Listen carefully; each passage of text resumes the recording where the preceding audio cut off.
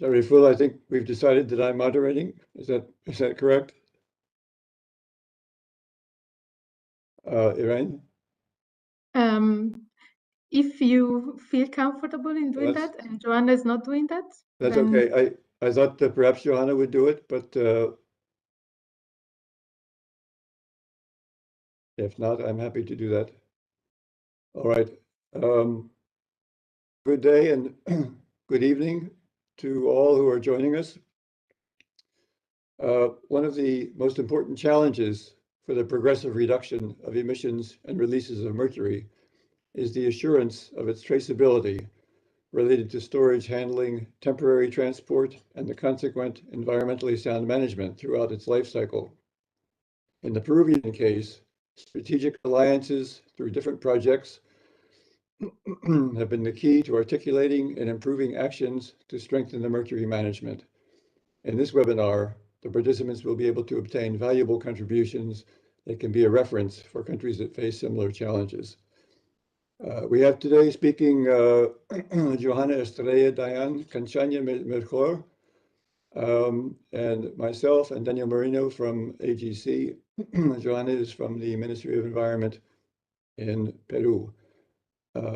If she is still online and prepared, please go ahead, Johanna. Yes, thank you very much, Peter Maxson. I think that we are going to start with a presentation video from our directorate from the Ministry of Environment that will explain the introduction of the subject.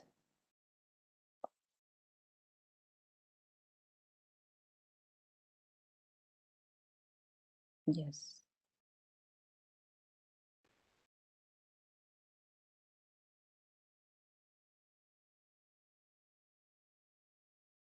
We cannot hear it, Irene. Yeah,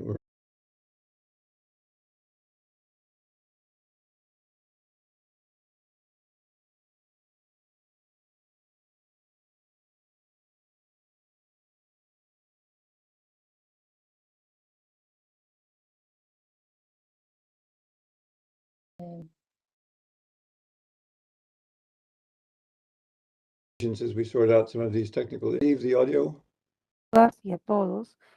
Excellent. Buenos días a todas y a todos los presentes de hoy que nos acompañan en este evento en paralelo denominado Fortalecimiento de la Gestión, Almacenamiento y Transporte de Mercurio, Perú líder mundial en avances, realizado en el marco de la cuarta conferencia de las partes sobre el convenio de Minamata. El Ministerio del Ambiente, como punto focal del convenio en el Perú y entidad encargada de su implementación, busca resaltar la importancia de conocer los flujos comerciales del mercurio, las perspectivas de los movimientos transfronterizos y los flujos informales articulados para articular las acciones que permitan el cierre de brechas en materia de trazabilidad. Este evento es de suma importancia porque nos permitirá abordar dichas brechas desde la identificación de los puntos críticos, los desafíos que nos permitan orientar adecuadamente las estrategias para la reducción y o eliminación de emisiones y liberaciones de mercurio. En el caso peruano, estas emisiones están particularmente relacionadas con la minería artesanal y de pequeña escala de oro, que usa el mercurio como uno de los insumos para su actividad productiva. Esta estrecha relación entre los flujos del oro, del comercio del oro y el mercurio están totalmente identificados. El entendimiento de la trazabilidad también nos permite elaborar diferentes instrumentos en conjunto con alianzas estratégicas que hemos podido desarrollar a través, por ejemplo, de los proyectos como USAID con el proyecto Prevent, la Secretaría del Convenio de Minamata, Artisanal Gold Council y proyectos de GET a cargo del MINAM e implementación del PNUD, como por ejemplo el planetGOLD, RUMO, GIRH TDPS. Todos estos nos permiten tener este avance en lo que se quiere buscar, la estabilidad del mercurio, así como la gestión ambientalmente racional durante sus etapas de almacenamiento, manejo, transporte temporal y disposición final. Obviamente es muy importante entender que esto va alineado a las consideraciones técnicas, a las soluciones prácticas y económicas que deben ser aplicadas. Esperamos poder compartir estas valiosas experiencias en nuestro país, estas lecciones aprendidas que puedan ser considerados por otros países de la región para fomentar el diálogo entre los actores, para identificar las oportunidades de mejora que necesitamos.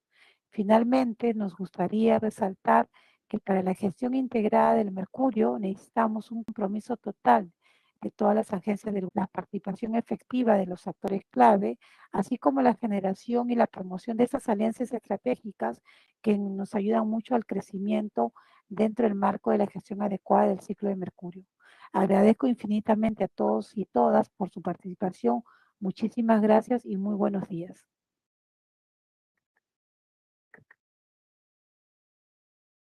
And to follow that, please go ahead. Okay, thank you. Can we present the first slide? Okay, perfect.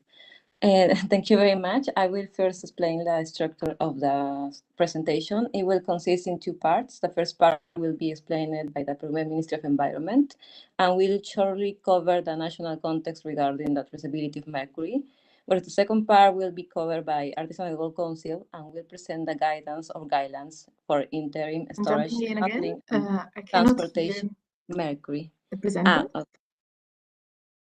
Yes, I'm just speaking about the presentation in general. We can hear it.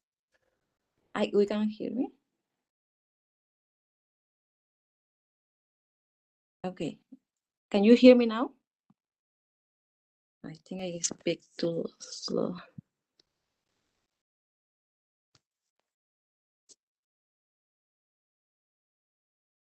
Okay, thank you. The next slide, please.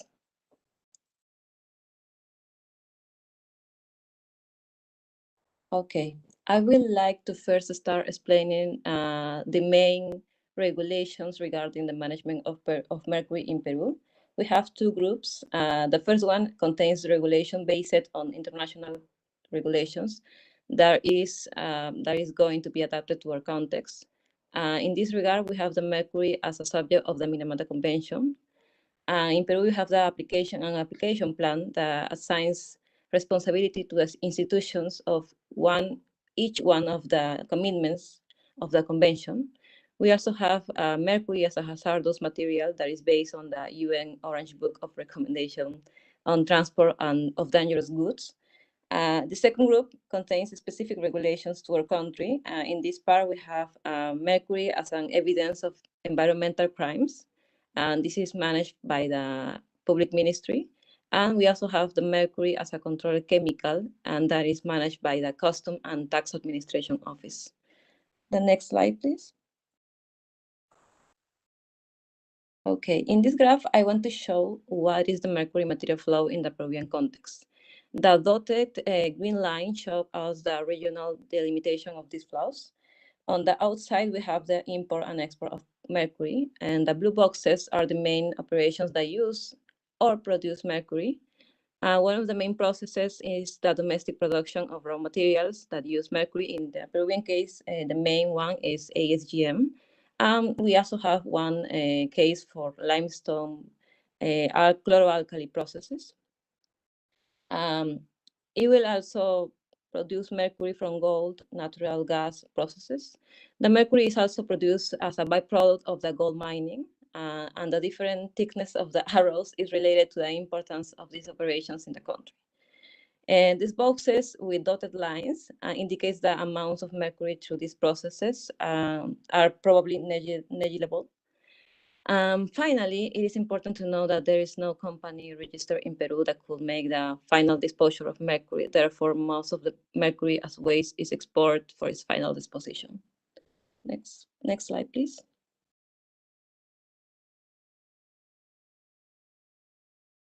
Okay. In this graph, I want to show the metallic mercury flow, considering their main regulations. It is important to know that the regulation of the Customs and Administration Office covers the whole scope of all the operation with mercury, from the import, the transport, the trade, the use, and the production, and the storage and final disposal. These regulations include a registry where the users have to pull all the data that they have related to the operation with Mercury, and they assign a certain amount of Mercury that they could import, transport, storage, and all the other activities that I mentioned. We have 5 steps. The first one is the production. In Peru, there's no official primary mining of mercury, but there is a production as a byproduct of gold mining, like I mentioned before. In these processes, the Ministry of Mines intervenes, and also the Office of Customs and Administrations. And the user must register any movement made with this type of mercury. And the other step is the import of mercury. The 2 institutions that intervenes are the Ministry of Environment as a focal point of the Minamata Convention, that is the responsible of the writing consent for the importing of mercury, and also the Customs and Administrative Office that intervenes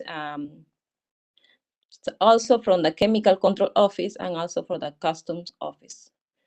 And they also are the responsible to approve the registered amount of mercury that they want to import.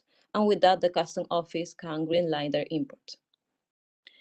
The next part of the step on regulation of mercury is related to the transport. In this case, the main institution besides the Customs Administration Office is the Ministry of Transport that regulates and supervises a list of documents that the user must present so they can transport the mercury. One of the main documents is a contingency plans and the operation permits for land transport of dangerous materials and wastes, and the safety sheet, and the insurance for the transport. And this will cover any situation in the case of mercury being spilled. And the next step is the trade and use of mercury. And the 2 main regulations that the user has to fulfill is the environmental instrument specific for each activity that will contain all the environmental commitments to comply. And the last part is the final storage, the storage and the final disposure. And in this part, we have to consider a specific instrument approved. In the case of the export of mercury as a waste, they need to have also a specific permit related to the management of dangerous wastes that have to comply to the Basel Convention.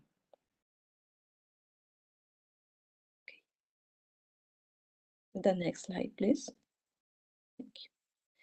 In this graph, shows the behavior of the mercury imports between 2010 and 2021.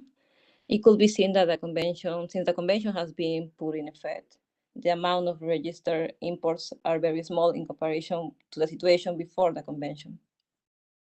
Can you please enter so the next graph could be shown? Oh, that is. There's an animation in that presentation that is not shown, but I will just explain. The other graph, it was about only the period of 2017 to 2021, when we can see more clearly that the official import of mercury is very low in comparison to the situation before, and the Peru has mostly imported from Mexico, Japan, and Bolivia. Next slide, please. Okay, in this map, the official fiscal routes are being shown. They cover the border close to Bolivia and also other important ASGM hubs like Madre de Dios, Ayacucho, Arequipa, and Lima, that we can see in the map. The next slide, please.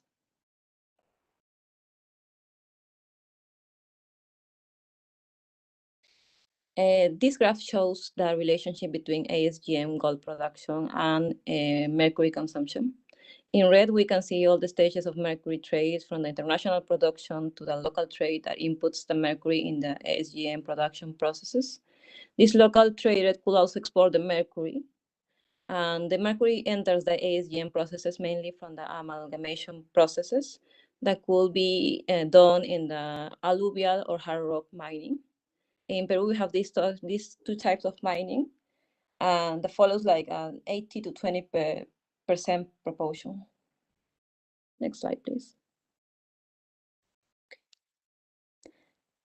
Okay, in this graph, I show the gold production and export we can see that there's an increasing gap that could be seen.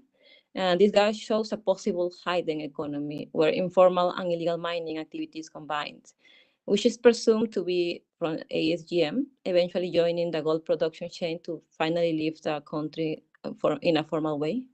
This gap also shows us that there is a clandestine or a small scale gold mining, which mimics the current mining formalization processes and makes it difficult to differentiate the legal mining from the informal mining.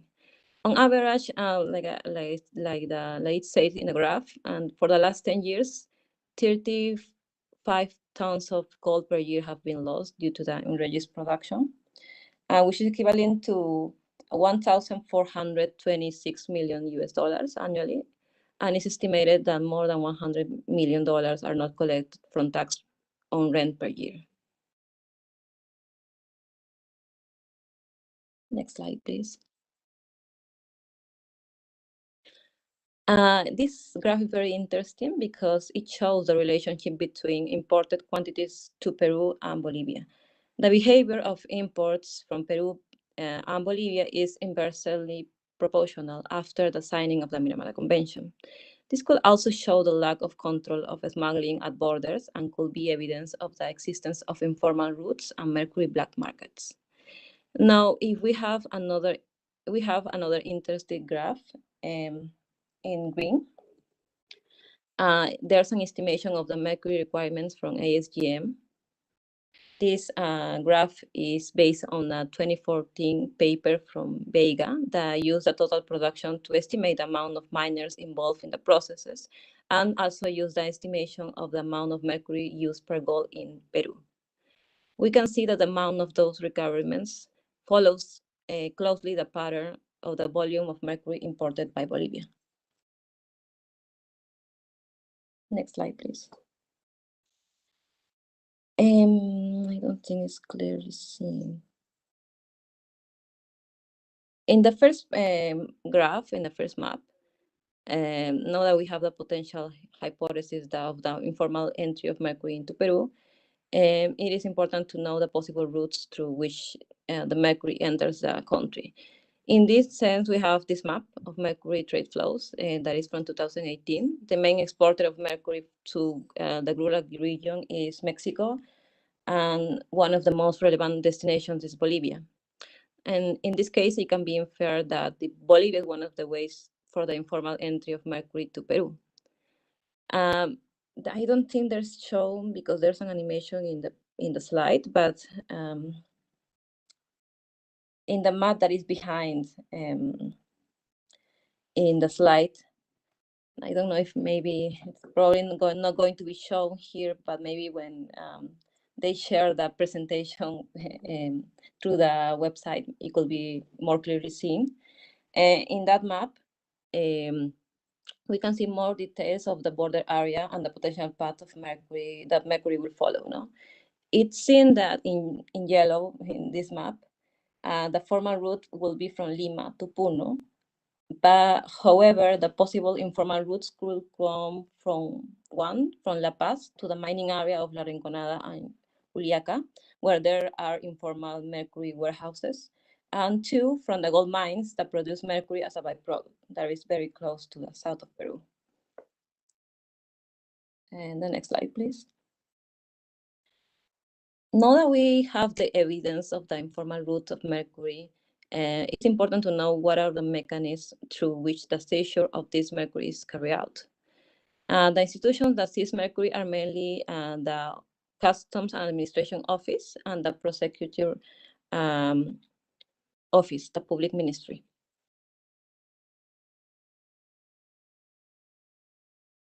The police and the Navy also support these operations, so it's also shown in the table. The Customs and Administration Office acts under the regulation associated with the crime of clandestine trade, and it has like an administrative orientation. The current prosecution under the regulation is associated with the crime of illegal mining, and this has a criminal orientation. we have seen that there are two types of size of mercury in Peru. And one of the most important things to know is that the only entity that has the responsibility to storage the confiscated mercury is the Office of Customs and Administration, but they only have the responsibility to storage the mercury that they only seize. But the other mercury that is seized by the public ministry doesn't have a clear responsibility for the storage. So it's very important to ensure that the health of the officials involved, to have clear this part, and this part will be presented in the next part that is going to be held by AGC, where they are going to show us how the appropriate management could be done. The next slide, please.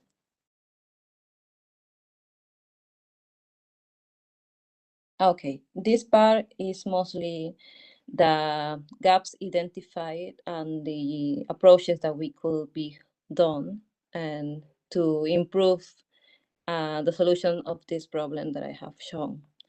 The first one is important to strengthen the intelligence and the regional coordination actions to control the flow of illegal mercury, specifically across the border of Bolivia, and to prevent smuggling. It's also important to increase enforcement, to strengthen the border controls and train custom officials for the management of mercury that is going to be seized. It's important also to clarify the laws and the regulations for mercury and gold so they can be better articulated. And it's important to have a guidance of temporary storage and final disposal of mercury. It is also important to increase the incentive for formalization and access to international and responsible markets. And finally, it is important to consider a regional approach to harmonize the mercury regulations in the region and also the policies that are going to be involved. The next slide, please.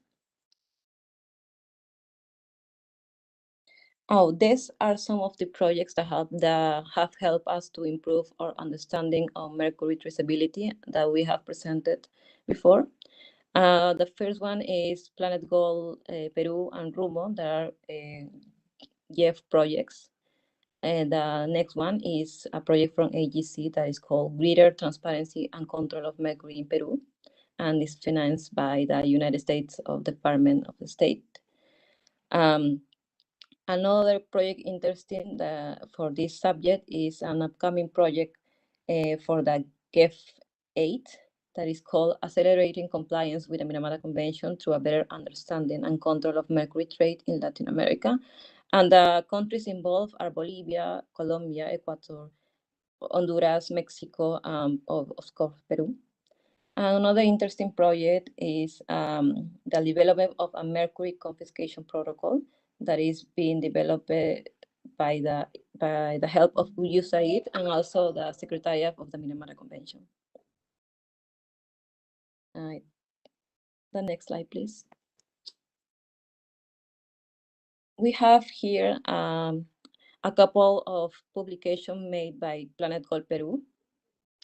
In the link that is in the left down part, and you can access all these publications. Some are in Spanish and some are in English. The next slide, please. I think that's all for my part. Yes. Thank you. Thank you very much, Johanna.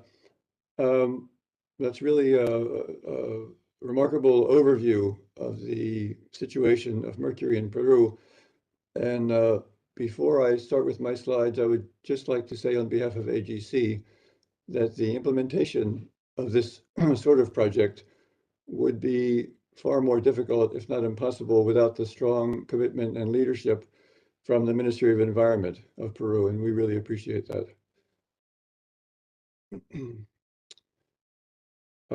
So good day and good evening to everyone. I have been working with the Artisanal Gold Council and their team in Peru to develop guidelines for mercury management in the country. So this part of the presentation is about the need for more detailed guidelines on safe interim storage, handling, and transport of mercury. It covers the basic content of the guidelines we've developed, and it considers how these guidelines may be adapted to the needs of other countries dealing with similar challenges, especially in the Latin American and Caribbean region. Next slide, please. So Peru's situation is typical of a number of countries. During AGC discussions with government officials and observations in mining areas in Peru, it's evident that the authorities often confiscate and handle mercury without proper personal protective equipment, that seized mercury is typically stored in a manner that may lack adequate measures to protect human health and the security of the mercury. And there are no generally accepted national guidelines on the storage and handling of mercury. Peru's National Action Plan mentions the large amount of mercury apparently smuggled into Peru every year, mostly in heavy-duty vehicles, but also on foot, by motorcycle, boat, and public transport. Next slide, please. The guidelines developed by AGC with funding from the US Department of State build on a number of key sources shown in this slide, including documents developed under the Basel Convention, but all of those reference documents stop short of identifying specific protocols, personal protective equipment, emergency response plans, chain of custody documentation, and such that are needed to ensure environmentally sound transport, handling, and storage of mercury waste. So the guidelines we have developed are divided into three main sections, covering the temporary storage of mercury and mercury contaminated waste, mercury handling, including worker protection and spill response, and the transport of mercury and mercury contaminated waste, including certification, planning, emergency management, tracking, and transport protocols. Next slide, please.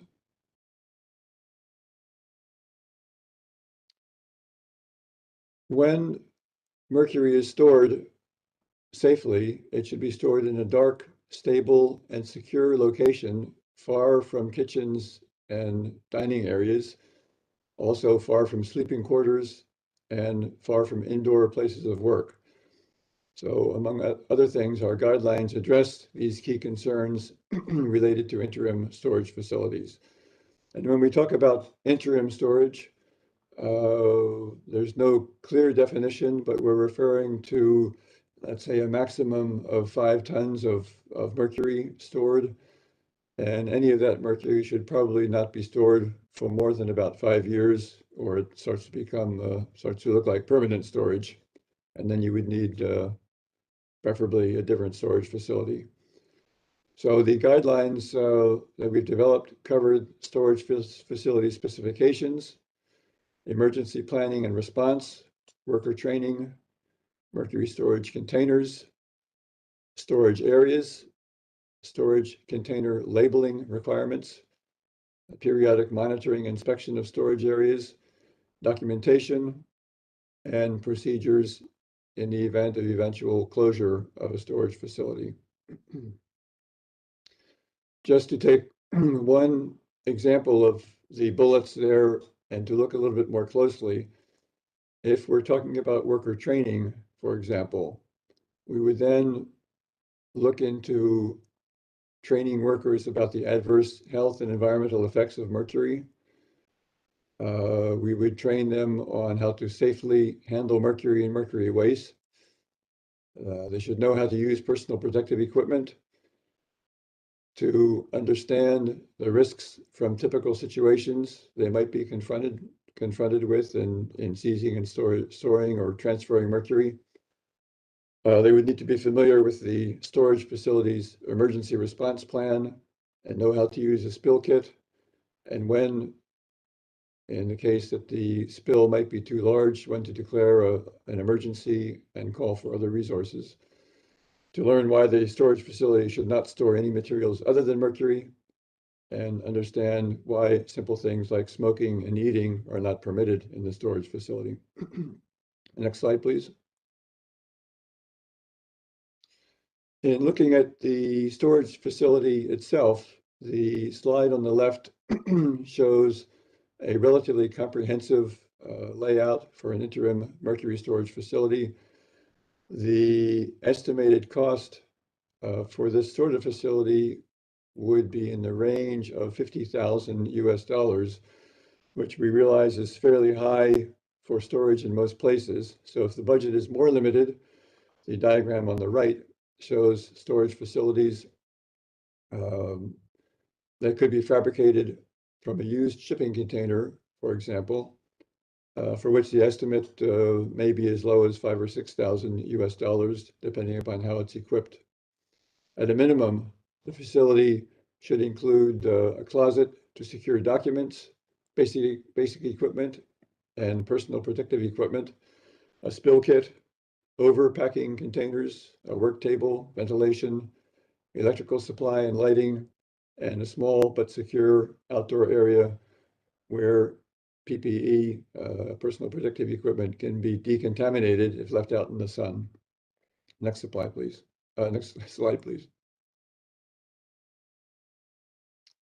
Our guidance on properly managing mercury in storage areas and storage covers the following main areas: the types of personal protective equipment, the contents of the mercury spill kit, procedures for mercury spill cleanup, reporting of spills to the proper authorities as necessary, the protocol for mercury seized in the field, and procedures for safe transfer of mercury from one container to another, including the physical transfer itself, record keeping, etc.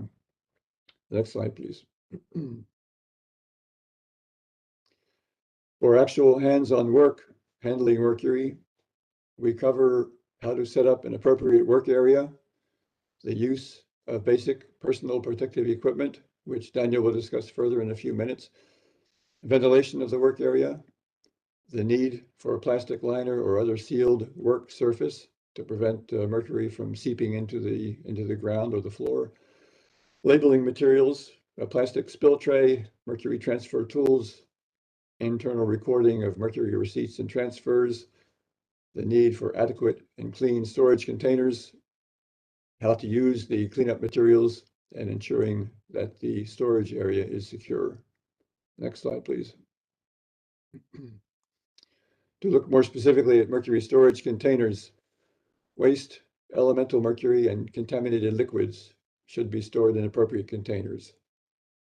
Shown here are two main types of internationally approved steel storage and transport containers for liquid mercury, a 1-ton container at the top left and a 34.5 kilogram flask on the right side of that top left diagram. Non-liquid mercury contaminated materials should be stored in containers such as barrels or pails with airtight lids that will prevent the release of mercury vapor. And when we talk about non-liquid contaminated materials, that could be anything that was contaminated during a cleanup or transfer process. Also, some facilities use chest refrigerators for the purpose of storage, as they're widely available and fairly airtight. If connected to a power source, a lower temperature can help to minimize any vaporization of mercury from a leaky container. However, if other precautions have been taken to prevent mercury leaks, the appliance does not necessarily have to be turned on. The next slide, please. The section of the guidance on mercury transport describes the equipment and procedures to protect workers and prevent releases during mercury transport and related operations. According to the regulatory framework in Peru, mercury is on the list of hazardous materials and is a controlled product. Therefore, any company that transports mercury must adhere to a number of already existing regulations and conditions regarding the transport of hazardous materials.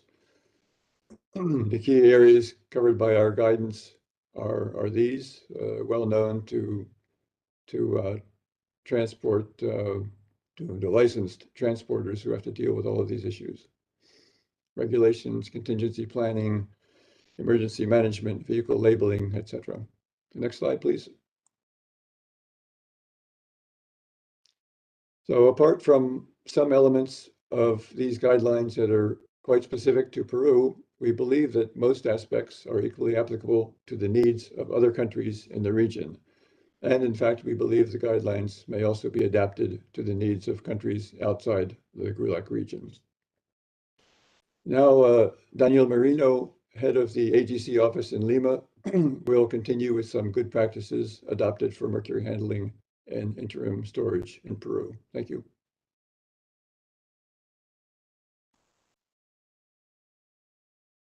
Good morning, everybody. Thanks, Peter. Let us start with our motivation before to continue with our presentation. The main motivation was the exposure of mercury vapors seized at the office of the Special Prosecutor for Environmental Matters called FEMA. They had no short-term solutions. So we decided to act and support FEMA with good practice in handling and interim storage of seized mercury. Next slide, please. So in this picture, we can see regarding the storage of mercury in Peru, state institutions such as the General Directorate of Captaincies and Coast Guard of Peru, called the CAPI, FEMA, and the National Police of Peru, don't have temporary warehouse to store mercury seized from illegal mining. Only the National Superintendency of Customs and Tax Administration, called SUNAT, has a temporary storage on Lima. So, in the case of the ASGM, miners store their elemental mercury according to their own criteria. In placer mining, mercury-containing tailing are stored in rice sacks or piles inside a cement room, as you can see in the picture. Next slide, please.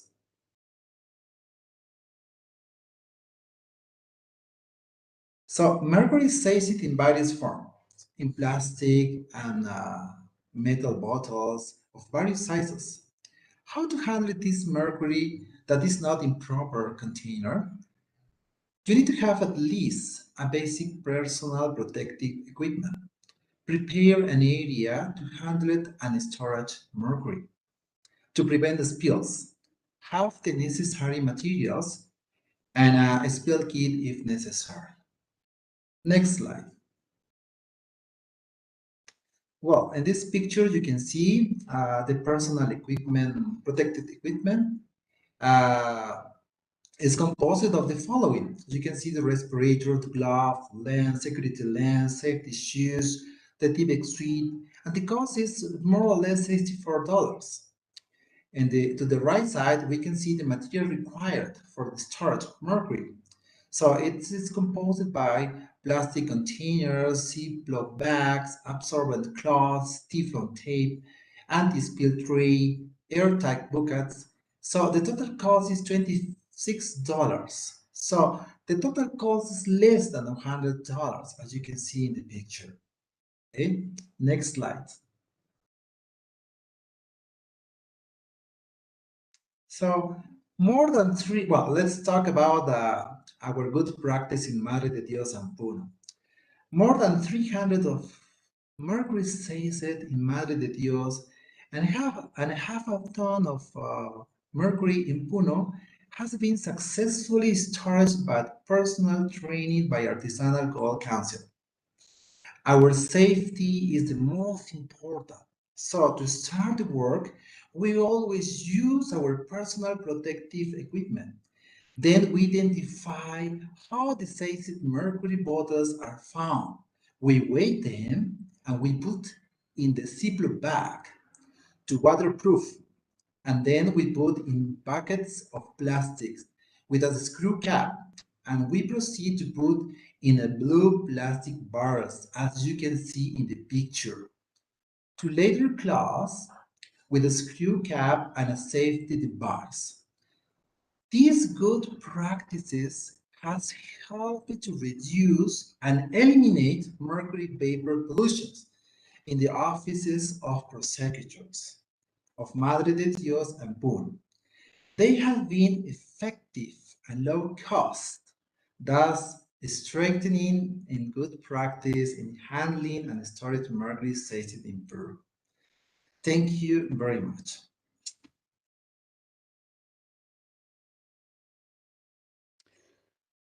Thank you so much, Daniel. Now, I haven't seen any specific questions yet in the chat, but attendees are welcome to enter any questions in the chat box.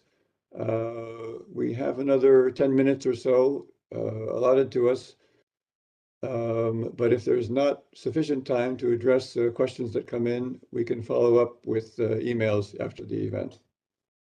Peter, Shariful here. We have a Sure. video to be played. Yes, please. If you allow us.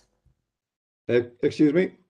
We have a video to play. If you allow us, we can play this video. Sure. Excellent. Maybe while that's playing, if people want to enter some questions, that would be good. Thank you.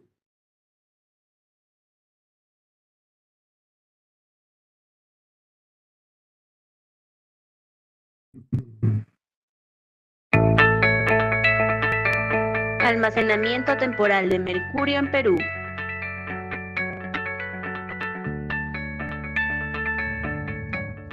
Artisanal Gold Council, AGC, ha venido colaborando con el gobierno peruano para apoyar actividades vinculadas al almacenamiento provisional de mercurio incautado, específicamente a la Fiscalía Especializada en Materia Ambiental desde el año 2020.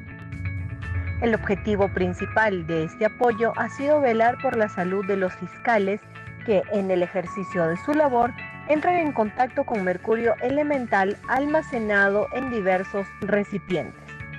A través de estas acciones coordinadas con las oficinas de FEMA en Puno y Madre de Dios, el mercurio incautado que se almacena en sus oficinas se ha sometido a mecanismos de salvaguardia y almacenamiento mejorados en línea con las directrices sobre almacenamiento provisional, manejo y transporte de mercurio desarrolladas por AGC. Los mecanismos empleados incluyen el cumplimiento de los protocolos gubernamentales, el uso de equipo de protección personal al almacenar, manipular o transportar el mercurio incautado y los materiales necesarios para el almacenamiento provisional seguro. De esta forma, el compromiso de AGC con el gobierno del Perú está vigente y continúa reforzándose con actividades de entrenamiento, asesoría y soporte especializado en las buenas prácticas en el almacenamiento provisional del mercurio incautado en el Perú, con la finalidad de resguardar la salud personal de los involucrados en la fiscalización y control del mercurio incautado.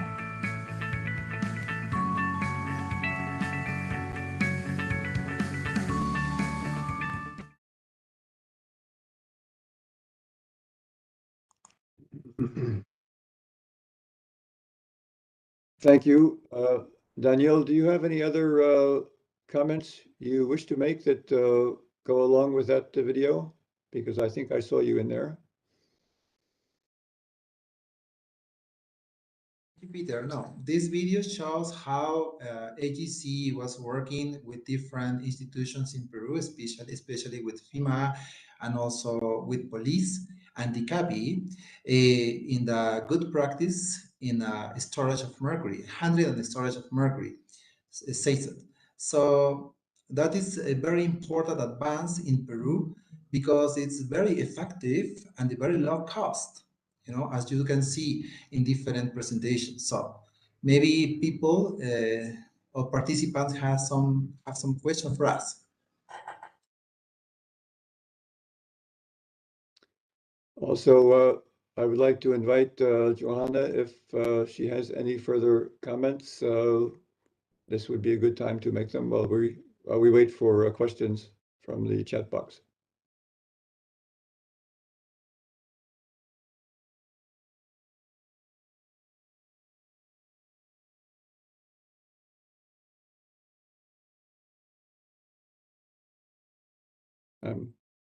I'm sorry to surprise you, Johanna. We didn't plan this in advance. Okay, no, there's no problem. I guess we can hear you. Please go ahead. Okay. I just wanted to thank you for the work that has been done about storage of mercury, says mercury, and that the Ministry of Environment is always supportive for these kind of projects. And we also would like to receive comment for any other countries that has a similar situation, so we could work or articulate any actions. Very good. Daniel, there is a question. Do we have a website at the moment where the guidelines can be downloaded by anybody who wishes to view them?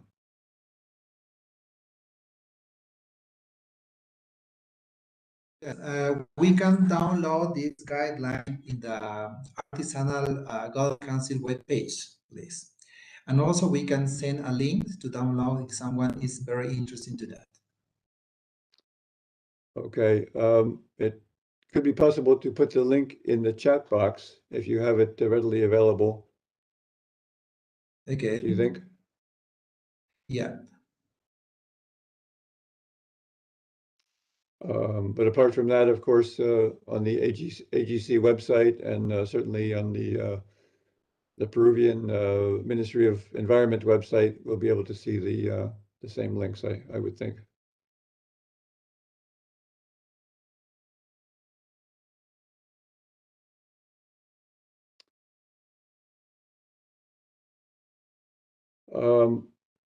We have a question from Gabriela Sardon as to whether the interim storage could also be used by mercury waste from other sources, such as the health sector. In general, mercury waste coming from the health sector would not be liquid mercury, but it would be contaminated equipment and that sort of thing. Perhaps a combination of both. If some mercury is removed from blood pressure devices and such. So yes, there's no reason in particular it couldn't go to the same site. If the volume of contaminated equipment is a bit large, we would have to consider what sort of storage containers to keep it in. But in principle, that could certainly be possible.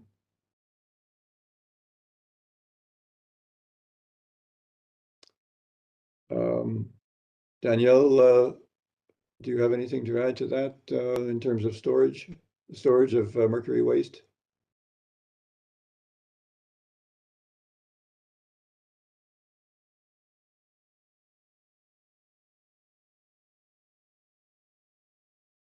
Just a moment, Peter. I am just consult about the link for the download guideline. Let me check this before.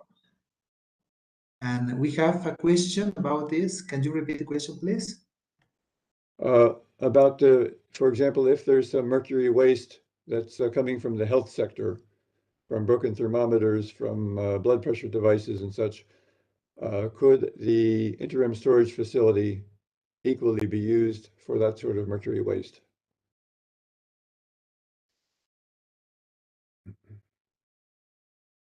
Very good question, Peter.